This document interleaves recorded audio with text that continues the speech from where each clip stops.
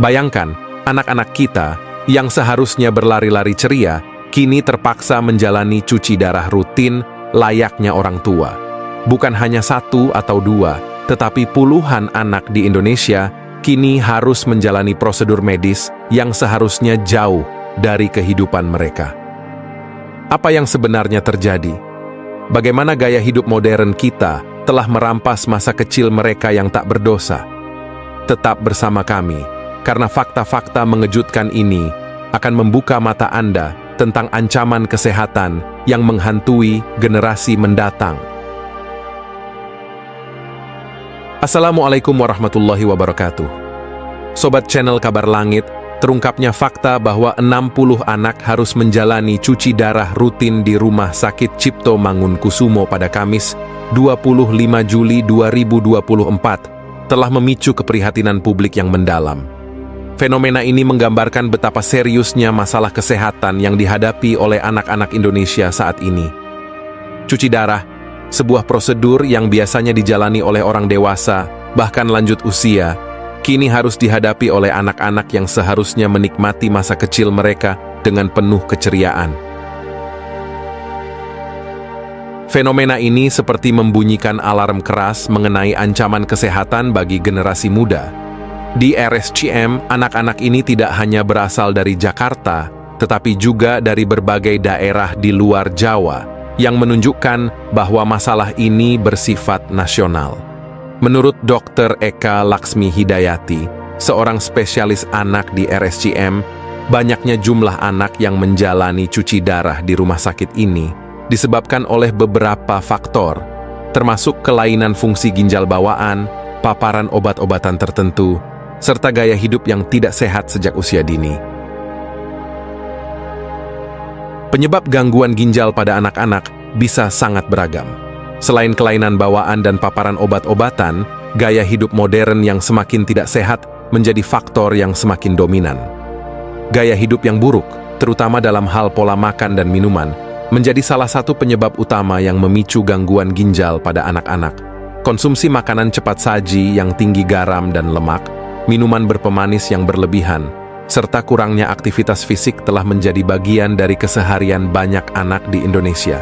Faktor-faktor ini secara kolektif berkontribusi pada meningkatnya kasus obesitas dan diabetes pada anak-anak, yang keduanya merupakan faktor risiko utama gangguan ginjal. Kisah Faris, seorang anak berusia 8 tahun yang harus menjalani cuci darah 2 kali seminggu, memberikan gambaran nyata tentang dampak buruk dari gaya hidup tidak sehat pada anak-anak. Selama 4 bulan terakhir, selang kateter untuk hemodialisis sudah dipasang di dadanya, yang membuatnya harus berhenti sekolah dan terpaksa menjalani hari-harinya di atas kursi roda. Faris, yang dulunya aktif dan penuh energi, kini tidak mampu lagi berlari-lari seperti anak-anak seusianya karena mudah merasa lelah. Ibunya mengakui bahwa gangguan ginjal yang dialami Faris turut diperparah oleh pola makan yang kurang baik, dengan konsumsi minuman berpemanis sebagai salah satu penyebab utamanya. Minuman berpemanis memang menjadi salah satu tersangka utama penyebab gangguan ginjal pada anak-anak. Makanan dan minuman semacam ini sangat disukai oleh anak-anak, dan sayangnya, orang tua seringkali abai untuk mengingatkan anak-anak mereka agar membatasi konsumsinya. Iklan minuman berpemanis dalam kemasan yang membombardir setiap hari juga turut memperparah masalah ini, membuat gula menjadi semacam candu yang sulit dihindari oleh anak-anak. Menurut anjuran Kementerian Kesehatan, batas konsumsi gula harian yang aman adalah 10% dari total energi, yaitu sekitar 4 sendok makan atau 50 gram gula per hari. Namun, kenyataan di lapangan menunjukkan bahwa banyak anak yang melebihi batas ini, yang akhirnya berdampak buruk pada kesehatan mereka. Sebagai perbandingan, Kementerian Kesehatan menyebutkan bahwa minuman soda memiliki kandungan gula sebanyak 27 gram, setara dengan 1,8 sendok makan, sedangkan teh kemasan mengandung sekitar 20 gram gula, setara dengan 1,3 sendok makan. Minuman-minuman ini seringkali dikonsumsi oleh anak-anak tanpa pengawasan, yang berujung pada meningkatnya risiko gangguan ginjal di usia muda. Data dari Center for Indonesia Strategic Development menunjukkan bahwa masyarakat Indonesia mengonsumsi minuman berpemanis dalam kemasan setidaknya 1 hingga 6 kali per minggu. Kurangnya pemahaman tentang batas aman konsumsi gula, ditambah dengan maraknya paparan iklan minuman berpemanis, dikhawatirkan membuat konsumsi gula tidak terkontrol dan berdampak pada kesehatan anak-anak. Namun, gangguan ginjal bukanlah satu-satunya dampak dari gaya hidup yang tidak sehat ini. Anak-anak yang menderita gangguan ginjal juga berisiko mengalami komplikasi kesehatan lainnya, seperti hipertensi, anemia, dan gangguan pertumbuhan. Selain itu, kualitas hidup mereka sangat terpengaruh. Mereka mungkin tidak dapat berpartisipasi dalam aktivitas fisik yang normal untuk anak seusia mereka, yang pada gilirannya dapat mempengaruhi perkembangan sosial dan emosional mereka. Kondisi ini juga membawa dampak psikologis yang mendalam, baik bagi anak yang bersangkutan maupun keluarganya. Kembali ke kasus anak-anak di RSCM, Ketua Pengurus Pusat Ikatan Dokter Anak Indonesia, IDAI, Dr. Piprim Basarah Yanuarso, memberikan beberapa tips untuk mengurangi risiko gangguan ginjal pada anak-anak. Salah satu anjurannya adalah membiasakan anak-anak minum air putih, bukan minuman manis yang mengandung gula ataupun pemanis buatan, seperti high fructose corn syrup yang banyak terdapat dalam minuman-minuman kemasan. Minuman-minuman seperti ini mudah ditemukan di minimarket, bahkan di warung-warung pinggir jalan dan depan sekolah, yang membuat anak-anak dengan mudah mengaksesnya.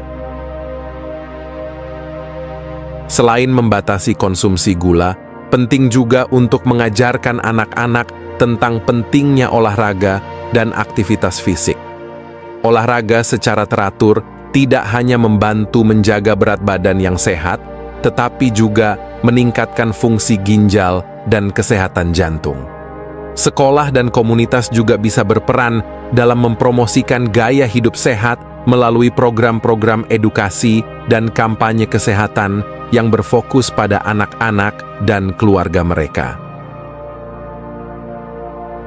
Di sisi lain, peran industri makanan dan minuman juga tidak bisa diabaikan. Produsen harus lebih bertanggung jawab dalam mengurangi kadar gula dan garam dalam produk mereka, serta lebih transparan dalam mencantumkan informasi nutrisi pada kemasan. Pemerintah dapat turut serta dengan memberlakukan regulasi yang ketat terkait iklan makanan dan minuman tidak sehat, khususnya yang ditujukan kepada anak-anak. Beberapa negara telah mengambil langkah-langkah konkret untuk mengatasi masalah ini. Sebagai contoh, di Meksiko, pemerintah telah memberlakukan pajak terhadap minuman berpemanis untuk mengurangi konsumsi gula di kalangan anak-anak. Sementara itu, di Inggris, kampanye Change for Life berfokus pada edukasi masyarakat tentang pentingnya pola makan sehat dan aktivitas fisik untuk anak-anak. Indonesia bisa belajar dari inisiatif-inisiatif ini dan menerapkannya dengan menyesuaikan pada kondisi lokal.